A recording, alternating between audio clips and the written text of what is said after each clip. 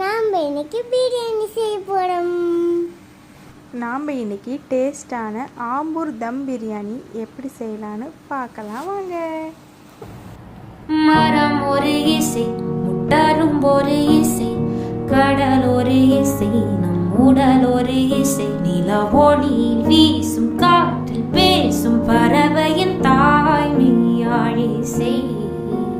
வெண் சிறகை வீசும் மூச்சு காற்றிலே, கண்புருக பாடும் கோடி மூங்கிலே, உன் மொழிகளோடு தேன் வழிகிறதே என் மார்பிலே, நீ பேசும் வாசம் காற்றிலே, சிறகை நாம் விரித்தால் துளியாகாதோ பூமி எங்கும் மாய ஊஞ்சல்,